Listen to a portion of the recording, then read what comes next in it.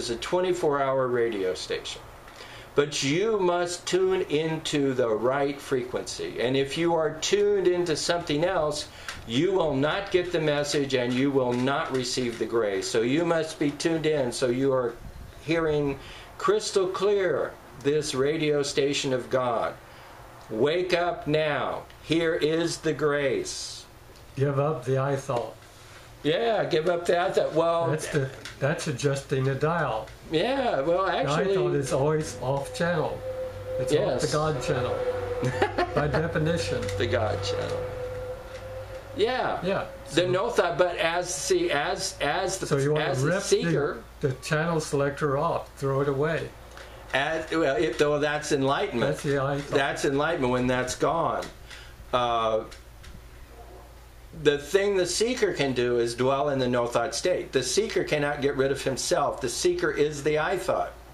The seeker is the thinker.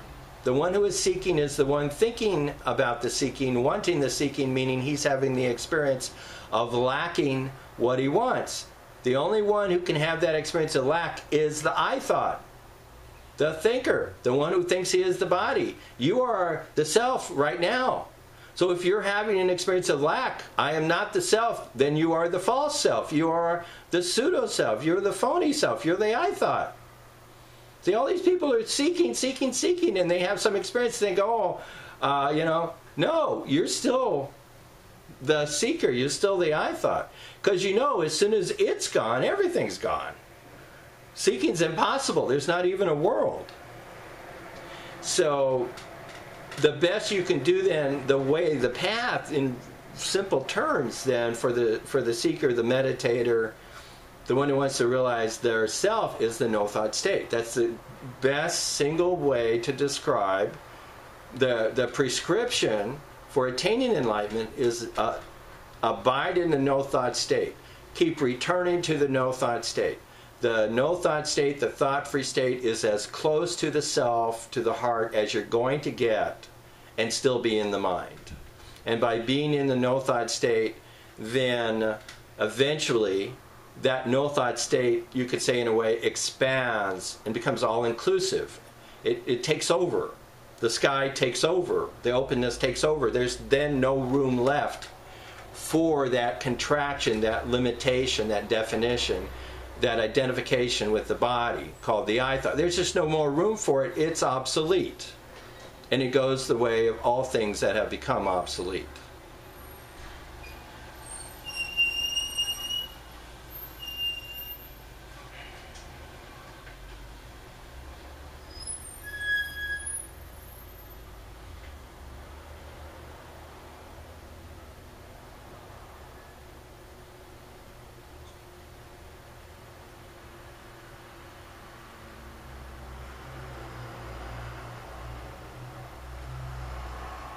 I've got no thought state.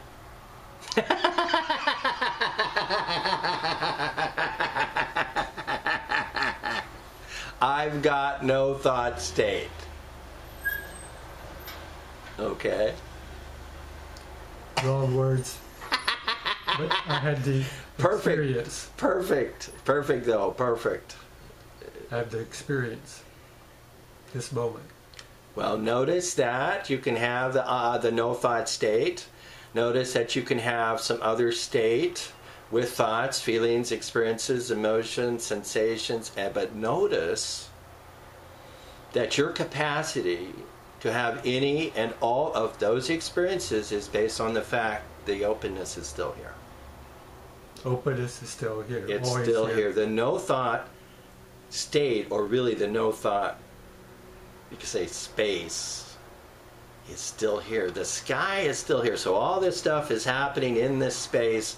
Like somebody goes, oh my God, I'm a horrible person. I'm a failure. I never do anything right. The sky is still here. It's how is that able to happen? How does that arise? How can that creativity, that form of creativity emerge without the source being present, which is this super creative space, spaciousness, the cornucopia of consciousness, the cornucopia of consciousness. Complete openness is still here. And so a critical step for the advanced meditator is to begin to see, hear, feel, know, intuit, recognize, sense. Now and now and now and now, no matter what the content is, this awareness, this ability to experience, this capacity to know, this space in which everything arises and then disappears, that space is here, that space is continuous. And when you become very clear about the rising and falling of thoughts, you begin to see thoughts arise from this space, they return to that space, and in between them is space. Then comes along another thought, and it always goes away, or another emotion, it always goes away, another body sensation, rises up, goes away, another thought, rises up, goes away. It's going on all day long, just like that. So you notice the gap between them, and then what you notice, if you're really paying close attention, is you notice that thought arises, thought A arises and disappears, thought B arises and disappears. And even if back in the old days you thought A caused thought B, because they were both about collecting stamps, now you realize, you know what? In this moment, thought A arose, had its little lifetime, and fell away. And then a thought B, totally unique, different, one of a kind, never will happen again, arose. An individual creation, a magnificent miniature universe, arose, fell. They were not, one did not cause the other. Both have a common source, which is the silence, the peace, the self, source, awareness, space that we're talking about. They each come from that. And it's only because we're not paying really close attention, we think, like I have a series of thoughts about, oh, I want another cup of coffee. So I have all these thoughts about that, and I think they're linked together like chains like links in a necklace or something, or track, or like ties on a railroad track. No, they're not. It's only because I'm not paying attention. If I pay attention, I see each one of these, because as soon as your thoughts change to something else, you hear the sound outside, and then your mind goes to that. How did you go from coffee to the barking dog? You went from coffee to the barking dog because in each moment, it's a clean rising and falling, pristine and pure. And this spaciousness is always here. Spaciousness is always here. Sometimes the analogy of the ocean is used, so it's like it's an ocean, and then a wave arises and falls. Another wave arises and falls. It's the same ocean, so you get confused. You think, one thought causes another. No, one wave arises, then another wave arises, then another wave arises, and so on and so forth. And so that's how you can have any experience happen, and you can still be free within that experience, even if that experience is one that would not be considered pleasant. Even if that experience is not one that you would welcome, you can remain free in that experience because you're experiencing that experience in the moment as it is and not pushing it away. Or in the case of a pleasurable experience you like, not glomming onto it. Or in either case, not ignoring it, pretending it's not there. You're just right there with it. You're just right there with it. And it's arising out of you. So therefore, you're all embracing. Welcome, my friend. Oh, I see. You're very unhappy today. Well, great. What a beautiful depression that is. It's just, Picasso must have painted that depression. Or maybe Da Vinci designed it. It's a phenomenal depression that you have. What a work of art. A miracle of depression. It's a miraculous depression because it came from a miracle. It exists as a miracle, and it returns to the source of miracles. Miracles are not just happy faces. Everything is a miracle, or nothing is a miracle. The trash truck is a miracle. What? The trash truck here is a miracle. Oh yes, the trash truck. To us. Yes, the trash truck.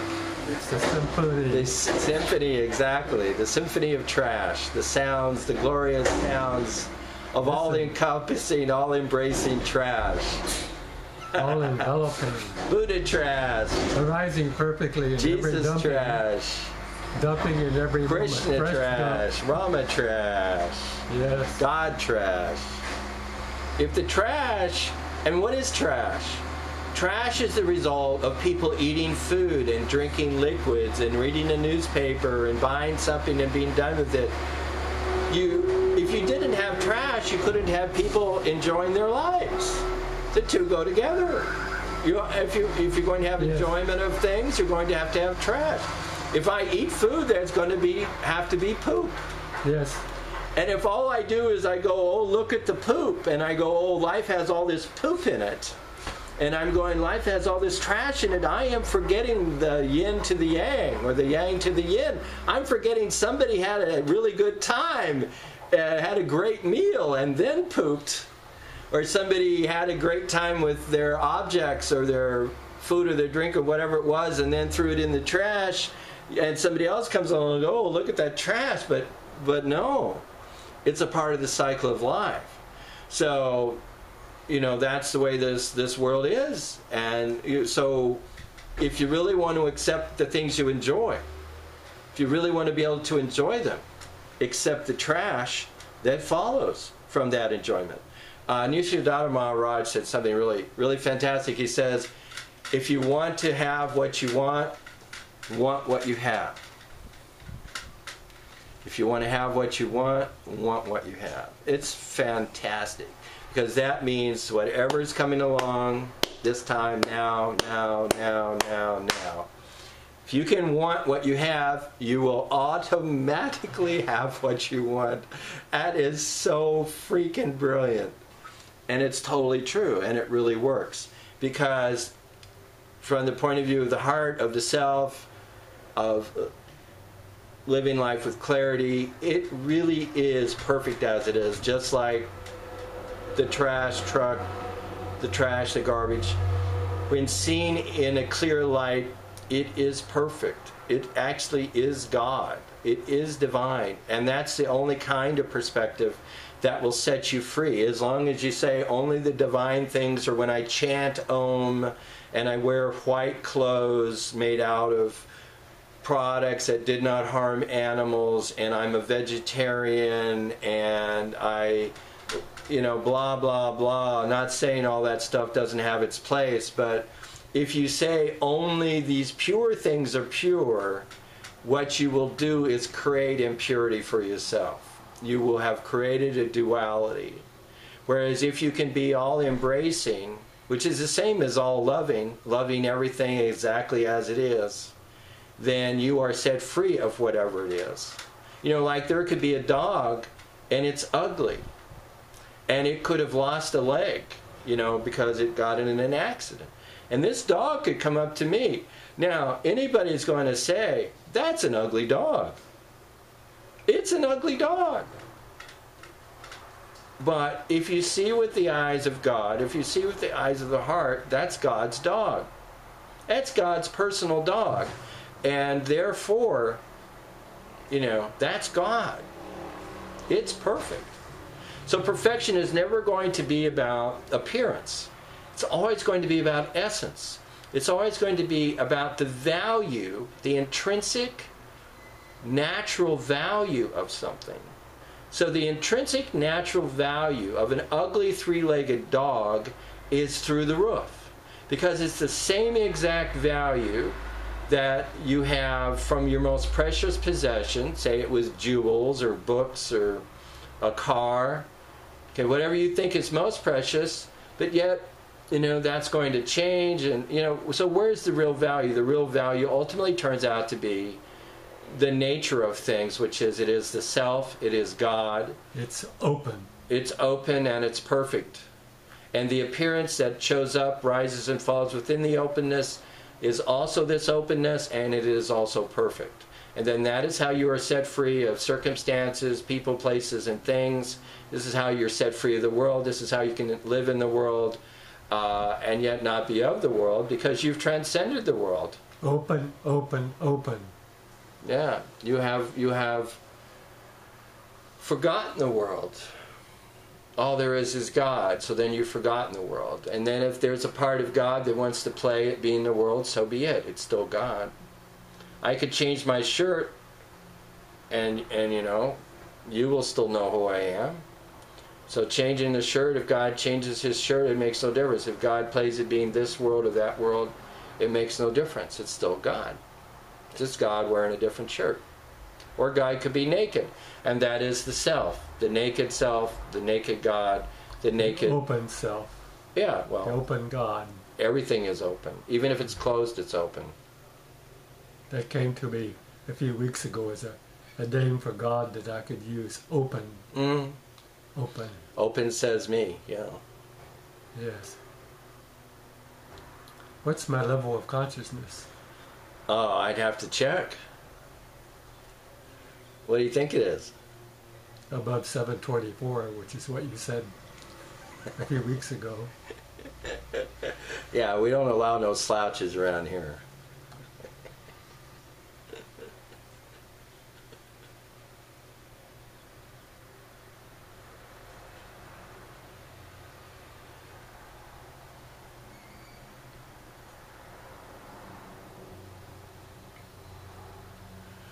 Oh, I'm sorry to say you're only at 775. Very sorry to break the news to you. A 1 point gain.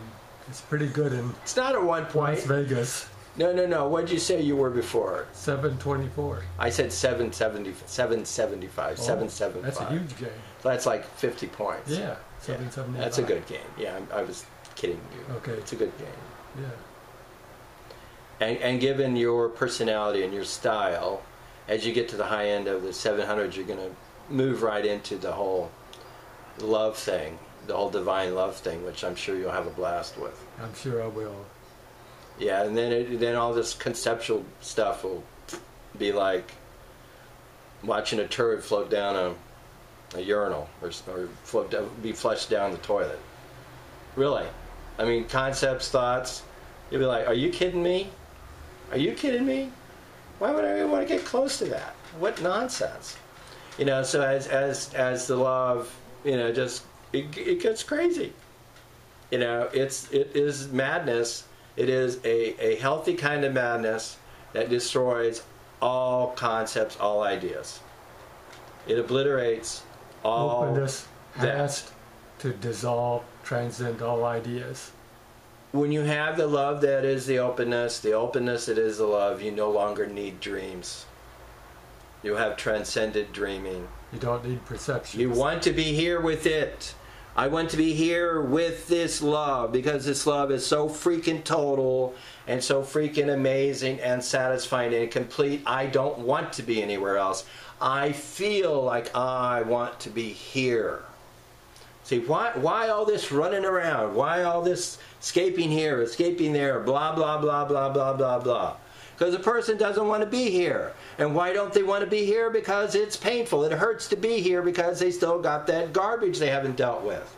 But when you get to the place to where it really starts to open up and it starts to sing, and you start to experience the glory of it, the glory of yourself, the glory of God, the glory of what is, you're like, give me more. I want more. I am finally alive.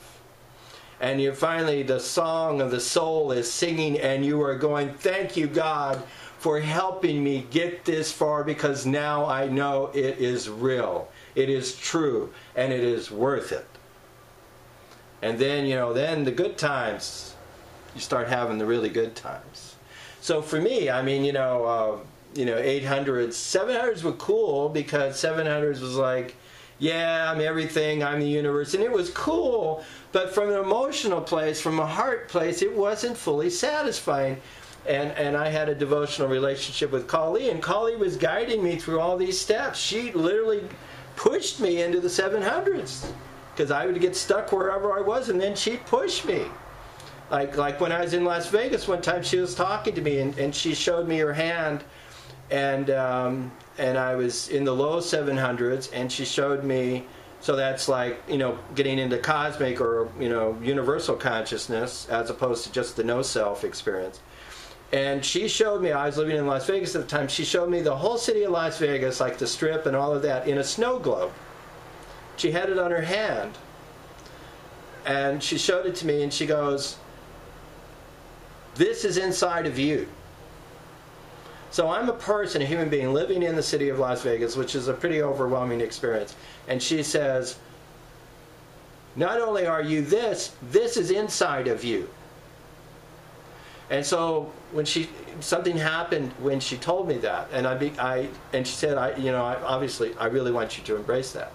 So I did, and I had that experience. I was like, holy cow! Wow, it's inside of me.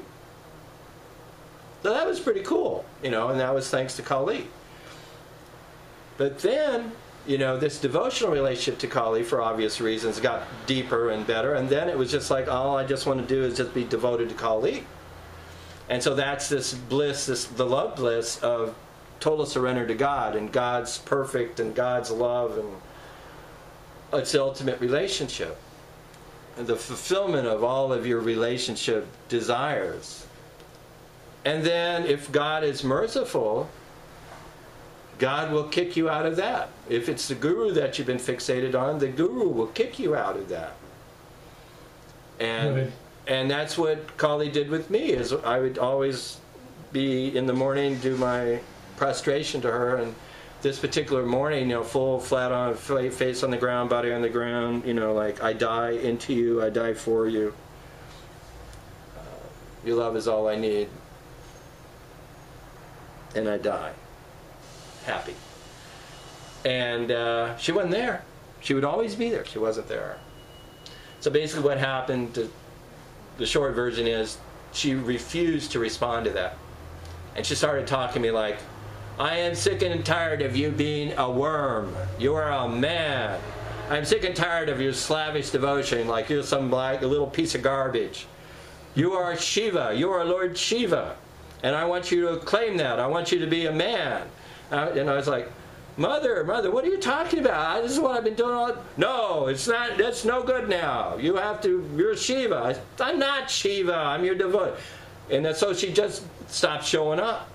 And then finally I'd be like, okay, Mother, fine, I'll try this Shiva thing, which means universal consciousness, which means the absolute.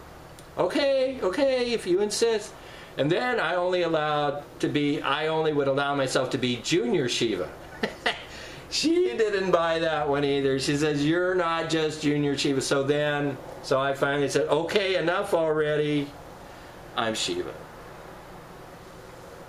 And then Lord Shiva did show up, because they're very close, obviously. He did show up, and he was so funny. He was just like, he shows up and he goes, okay, good. Hangs out a little bit, silent darshan, and then he was gone. But she said, there you go. That's your daddy. So the 800s is beautiful and healing and blissful, but it still has a very, very subtle duality in it. And what happens with the love is the love itself wants to be free of all conditions and limitations. And so the loving itself becomes, since love is like water and dissolves whatever it touches, as the love loves itself, it dissolves itself into the transcendental source that's indescribable of love itself. So this transcendental source of love is love. But it's like love as the unlimited potential to be anything and everything. So it's not restricted by the definition of love, but it's free to be that which it really is. So if we were to say practically, then we would say love is God.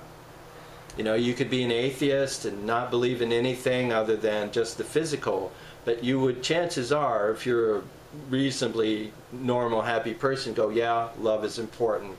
My mother's love is what was important, and, blah, blah. I want a loving relationship, love. So even if you don't believe in a God, you believe in love.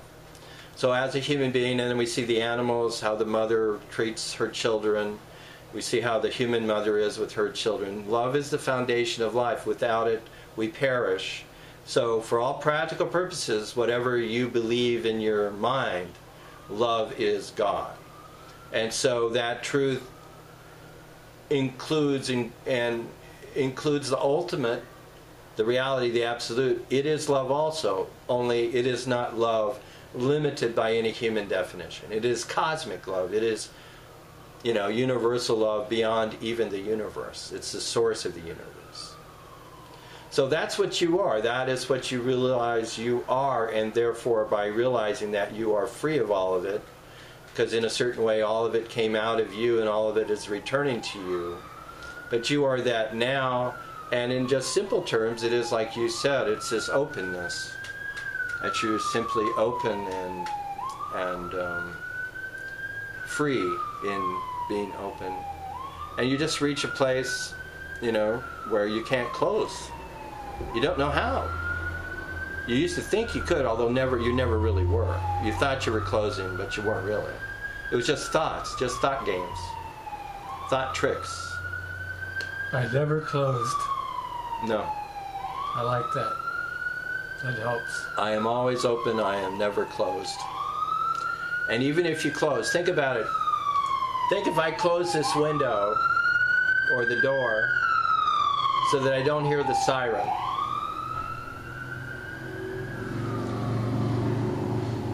It's only possible in openness.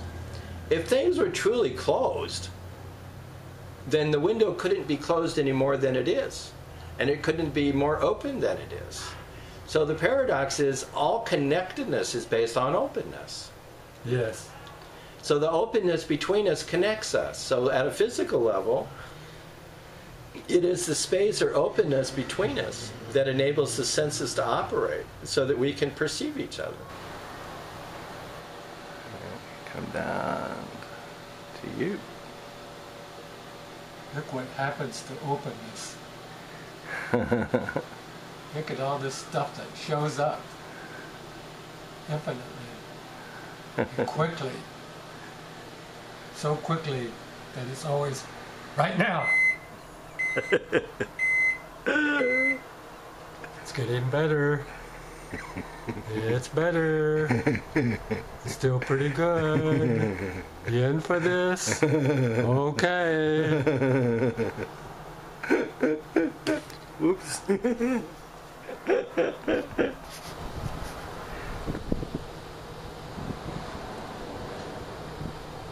The sky is always open.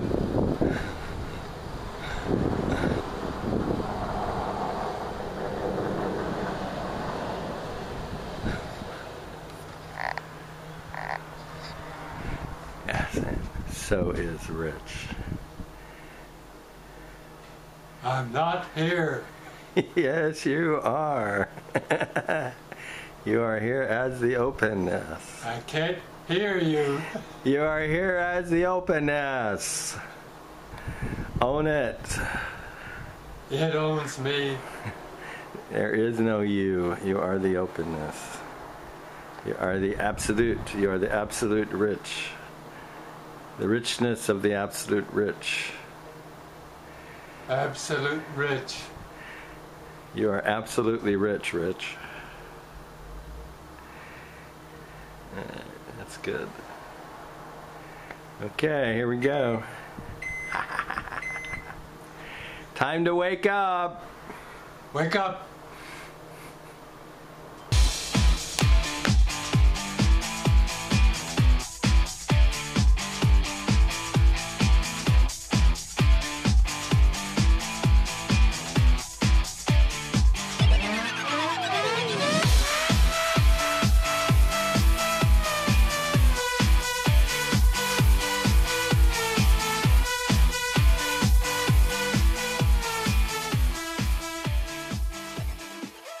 If you would like to talk to Ramaji, email him or receive the Rasa transmission from him in person or long distance over Skype, contact him at his website ramaji.org, or you can meet him in person in San Diego. That's ramaji.org. Thank you.